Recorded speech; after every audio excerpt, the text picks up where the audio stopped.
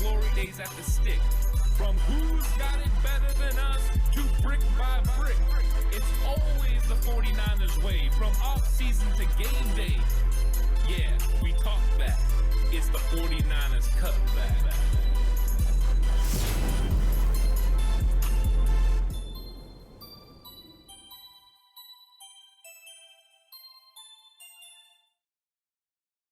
It's 49ers Cutback Podcast time. Welcome to the show. Time for the game preview show. 49ers versus the Denver Broncos on Sunday night. This is going to be an absolutely fantastic game. Both teams coming in 1-1. Both teams have played the Seahawks with different results, of course. In week one, Russell Wilson and the Denver Broncos lose to the Seahawks 17-16.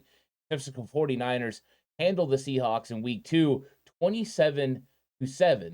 So it was definitely two different paths in the games versus the Seahawks. I don't always like to go through common opponents because I don't think it equates to actual gameplay when the two teams match each other, just giving a little bit of basis and background for it. But the 49ers are going to see a familiar foe in Russell Wilson. Russell Wilson has been giving the 49ers fits ever since he showed up in Seattle in 2012. Russ has just been able to handle the 49ers for whatever reason. Now that Russ is gone, the 49ers handle Seattle in their first attempt. Can they handle Russell Wilson now in Denver? It'll be an interesting game for a couple of reasons. Number one, they're playing in Mile High, which means it's a different type of air quality that they're going to be dealing with. Thinner air. We'll see how the 49ers' depth ends up benefiting them in this football game. And also, just because it's Russell Wilson. It's just one of the most interesting things that's going to happen in this football game.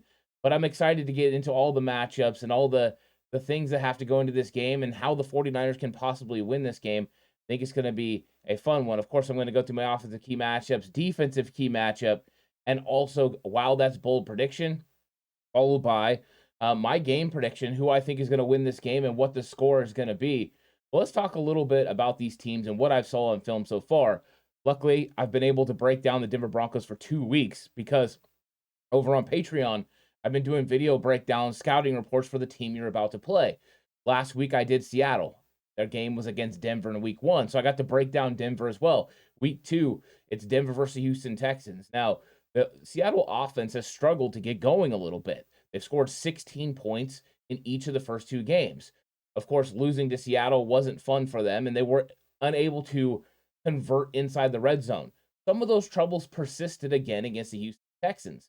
The Denver Broncos just haven't been able to score when they get into the red zone. They've also turned over the ball a little bit. But one of the key things that happened in the game against Houston was drops. Russell Wilson's receivers were dropping the ball at an all-time rate. It just seemed like they were out of chemistry, out of whack. They can't quite get it going. One of the things I've noticed, and they've talked a lot about it, is the fact Russell Wilson brought a lot of his offensive concepts that he ran at Seattle to Denver, the ones that he liked. Nathaniel Hackett's also running a different style of offense. He's trying to institute what he's done, from where he's been and the stops that he's made. And his offensive coordinator Outen as well, doing similar things. They come from a Kyle Shanahan type tree. They've been with LaFleur. So they both understand Kyle Shanahan's principles of offense.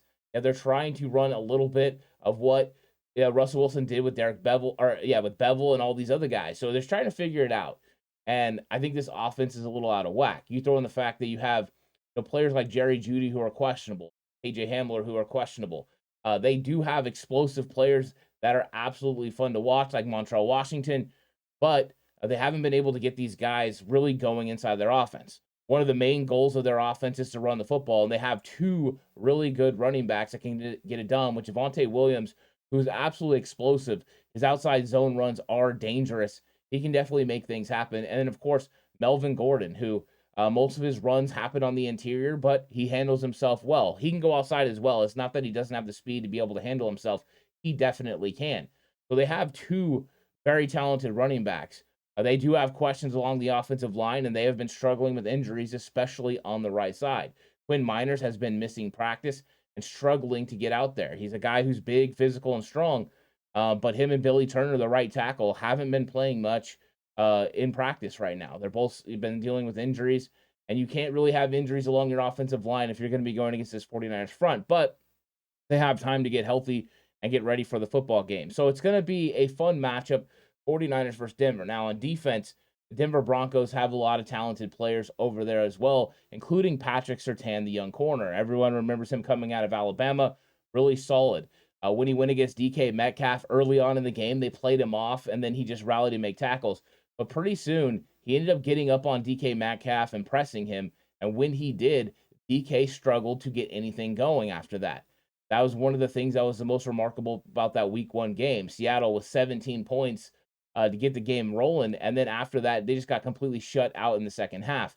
Once Denver adjusted to what they did, it was Denver's defense being really good and stopping anything that Seattle could do. So looking at this defense, you start with Patrick Surtain, and then I think you have to look at the edge rushers. Randy Gregory, who's dealing with an injury, but Bradley Chubb coming off the edge. Those two guys can cause problems in the pass game, but also cause problems with their run fits. They're able to set the edge and really turn plays back in. So getting to the outside for the 49ers is going to be important, but you have to be able to handle Randy Gregory and Bradley Chubb on the outside. You do not want to get into 3rd and long situations. Now, this is kind of the normal thing for the 49ers. Don't end up in 3rd and longs where Jimmy Garoppolo has to throw the ball for 8-9 yards, and you allow these guys, these edge rushers, to pin their ears back and come after you. What you want is these 3rd and manageables where Jimmy can get the ball out quick and get it to his wide receivers who usually have a little bit of space the way Kyle schemes it up. So the goal is still the same. Run the football and go ahead and convert on 3rd and short. Now, to run the football, you're going to have to deal with some familiar faces. DJ Jones, number 1, Mike Purcell as well. Purcell, of course, comes from the Thomasula, Jim Harbaugh days. And then you've got DJ Jones, who just left in free agency. You can look along this Denver team and you can find former 49ers, including Jonas Griffith, who might play a lot of linebacker because of injuries to the Denver Broncos linebackers. You also have K'Wan Williams, who plays in the slot at the nickel corner spot. So you have guys that have played for the 49ers that played for Denver. Now, when you're talking about the Denver Broncos defense, though, it's less like DeMeco Ryans and Robert Saleh's defense and a lot more like what you saw from the Rams over the last few years with Staley. So this is the idea of what they do. They run a 3-4 defense, and then on offense, they run a West Coast / LaFleur style of offense. There's a little bit of principles in everything. And so I think that's what Nathaniel Hackett, the head coach, has been bringing to this Denver Broncos team. The Broncos team so far has been undisciplined. We talk about the 49ers having penalties against the Chicago Bears. Well, Denver's had penalties and big penalties in the last 2 games.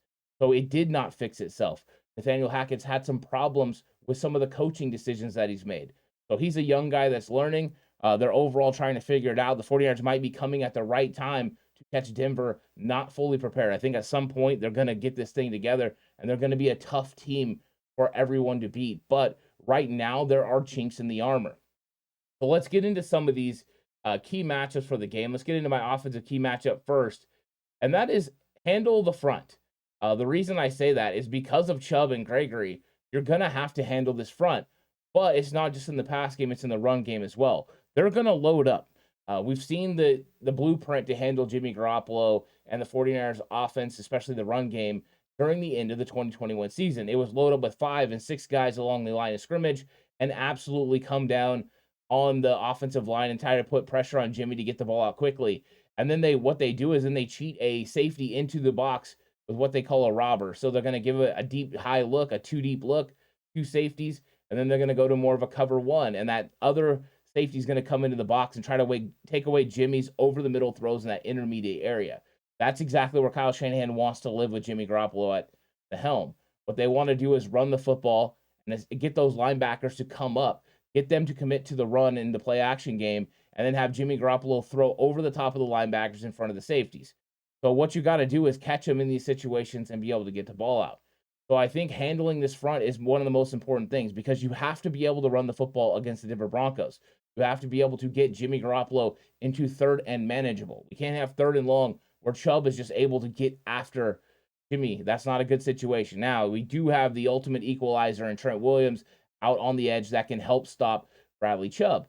You also have Mike McGlinchey on the other side. One of the ways to keep Mike McGlinchey with a clean sheet is to make it so he doesn't have to block, in a straight kick slide set, a traditional pass set. So that's what they're going to try to do in this football game. They're going to try to establish the run game. That means reestablishing the line of scrimmage, which isn't easy with these big guys. However, when they get Mike Purcell in there in rotation and with DJ Jones dealing with an ankle injury, you could potentially get more Purcell than you originally anticipated. Double teaming at the point of attack in that A gap, and then using your running backs to go ahead and wham block could be something the 49ers institute. All the while, if you get George Kittle back in this offense, he can be the point man on the outside. Allowing him to be the point man in the outside zone and get that first block going, he can help Mike McGlinchey handle Gregory before he presses his second level. If they get movement there, they're going to get a nice lane to be able to get to the outside. Also, toss plays as well. So that's how they can go ahead and handle it. That's my key matchup, is handling this defensive front, because if you handle it, it's going to leave you opportunities to get things going in the passing game, which you need for Jimmy Garoppolo. Some rhythm throws, getting the ball to Ayuk and Deebo Samuel where they can create, and also finding George Kittle, who could be an absolute matchup problem. Watching the way that the linebackers played in the last couple of weeks, there are avenues for tight ends to be able to make plays. Will Dissly had a good game.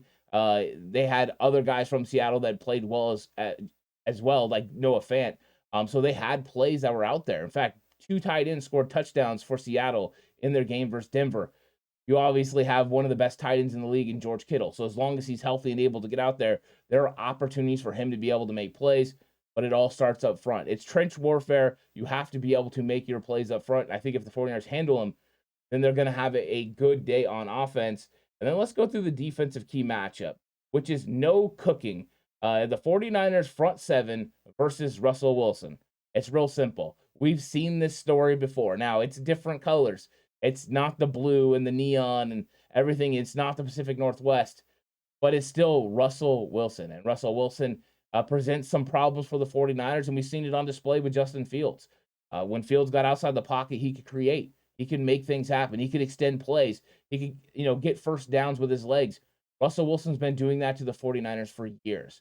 So being able to keep him in the pocket is one of the main goals. Now, over the last couple of years, Robert Saleh and DeMeco Ryans have come up with different ways to confuse Russell Wilson early in games. Russ always ends up figuring out what they're doing. Question is, how much can the 49ers stop them? And then what can the offense do when they have those situations? But what they do is they like to bring extra blitzers. By bringing those guys, they keep him in lanes and they completely box him in. Russell Wilson's first objective is to always duck. He always wants to duck. That's his first instinct, duck in the pocket. But if you're getting a nice push up the middle with Kinlaw, if Armstead's healthy, with Armstead, pushing them back while bringing Bosa and Ebukam off the outside, this pocket can collapse. If you bring Samuel Womack or you bring, Talanoa Hufanga off the edge, what you're going to do is limit the amount of space he has to get out of the pocket. He likes to go through the interior part of the offensive line and then back out where he can get down the field and locate a receiver now that he's got the height on the outside. When he's in the pocket, it's tougher for him to throw. Now, he's still a tremendous player from the pocket and throws one of the best deep passes, but he hasn't been able to get the deep passes going yet. Who wears weapons? Cortland Sutton, Jerry Jeudy with question marks. So I think that right now the 49ers have the cornerbacks and safeties to be able to work with these guys. But it all starts with not allowing Russell Wilson to get going. Because if he starts cooking and he starts hitting these receivers consistently, that's when they move the sticks. And that's what they're about, moving the sticks and getting things going. And once they do, Russ will take shots down the field. So it's one of those key matchups that the 49ers definitely have to execute. I think it's always the same when you play against Russell Wilson, is keep him in the pocket, make him beat you from there, and overall just put pressure on him. And I think they're going to have time because they have a secondary, which maybe Russell Wilson hasn't solved before. I'm not sure he's seen cornerbacks like Mooney Ward and Emmanuel Mosley, because Mosley's play has definitely improved from the last time Russell Wilson saw him. And Charvarius Ward does an absolutely fantastic job on the other side. So they have 2 guys playing at a high level. That makes it more difficult for Russell Wilson. And the 49ers front is able to stop the run game and limit Javonte Williams and Melvin Gordon. And they make Russ try to do things on 3rd and long. The 49ers can squat on those underneath routes. They can play the sticks if they want. So there's a lot of options for the 49ers, but it all starts with keeping Russell Wilson inside the pocket. And I think the 49ers can do it in this game, because I've seen DeMeco Ryans confuse Russell Wilson with different shell coverages and giving him different looks. And that's what it's about when you go against these veteran quarterbacks who understand what defenses want to do to them. So that's that. Now let's get into my wow, that's bold. Wow, that's really bold. Whoa. Whoa. Whoa. Wow, that's really bold. Whoa. It's time for the wow, that's bold prediction. So this time, what I'm going to come with is I think the 49ers are going to get after Russell Wilson a little bit. Now, I've went in other weeks and said the 49ers were going to get 4 or 5 sacks. I don't think it's going to be that much this week, even though, they're dealing with some injuries there in Denver. I think that, the way that they run the football with Javonte Williams and Melvin Gordon, the 49ers are going to have to dedicate a lot to that. So I think there's going to be some third and manageable situations for Denver.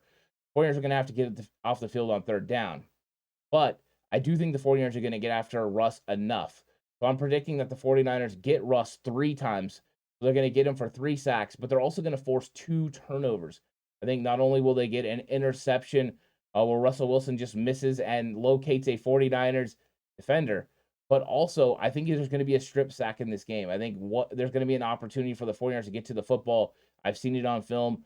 Russ holds onto the ball at his last spot in the pocket, and a lot of these edge rushers have been getting to him in time, and the ball has nearly got knocked out several times. I think this time one of the 49ers defenders gets to the football and causes a turnover. So 2 turnovers, 3 sacks could be interesting for the 49ers. That's my wow, that's bold for this week versus Denver. We'll see if it comes true.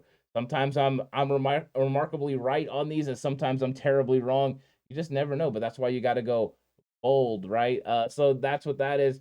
And now the game prediction. Let's get into what I think the 49ers are going to do if they're going to beat the Denver Broncos. And I think after watching, the film and breaking the Broncos down for a couple weeks, I do see weaknesses in their game. I see weaknesses in their zone coverage. Those are things that definitely signal to the strengths of Jimmy Garoppolo. I think Jimmy can come out and have a good game, especially if the 49ers can establish this run. Going to be more difficult than it was against Seattle because you're going to have to go against these better edge rushers and linebackers that want to commit to stopping the run, at a high level. They come up hard, but when you come up hard, you leave areas for the 49ers to be able to take advantage of. And I think Jimmy will take advantage of those opportunities, especially early in this game. I think Kyle Shanahan's going to scheme it up to make it so Denver can't consistently run 5 and 6 guys at the line of scrimmage. Denver will try. We'll see how long they play off or when they come up as far as in their coverage. But I think the 49ers go ahead and they win this football game 24-13. I believe the defense is absolutely stifling. Those 2 turnovers that they create from Russell Wilson end up turning into points, and the 49ers defense helps lead the way. But the Niners win 24-13. Let me know what you think the score is going to be in this game. What's your score prediction for 49ers versus Denver Broncos? Is Russell Wilson going to cook? Is that going to be a problem for the 49ers?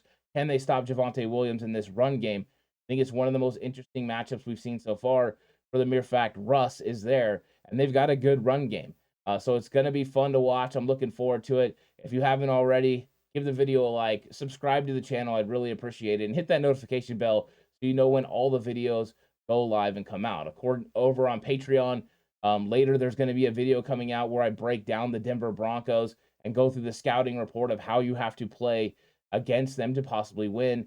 That's always a fun one. So if you're not on Patreon, go add Patreon and check that out. If you are on Patreon, what are you doing? Go over there and watch that. It's a fun video. And then, of course, tomorrow, Cover 2 with Warren comes out. Check out what Warren Brown had to say, his game prediction. We go through a lot of the advantages 49ers have against the Denver Broncos and disadvantages. And then, of course, Jay in the Bay on Friday as well. Come out and check out his What's Good episode where he talks about 5 big things the 49ers must do to beat the Denver Broncos. And then Saturday at 11 o'clock, get your weekend started right. Come by 49ers Cutback and go through the What is the Game Plan video with me. It's an exciting one where I break down exactly how I anticipate the 49ers are going to attack the Denver Broncos. And I think it's one of my favorite episodes to do. I hope you guys all have a good week, a good weekend. And let's go Niners. Let's win this football game. Let's beat Russell Wilson. How nice would that be in consecutive weeks to beat the Seattle Seahawks and to beat Russell Wilson? Whew. I hope it happens. Sunday Night Football can't get here soon enough. Stay safe and remember the right way is always the 49ers way.